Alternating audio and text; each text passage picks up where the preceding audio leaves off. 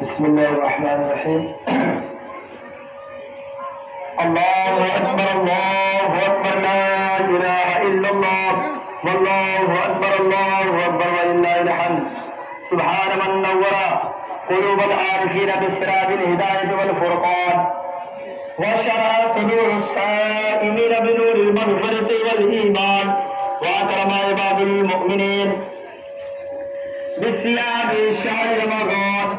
الله أكبر الله أكبر لا إله إلا الله والله أكبر ولله الحمد.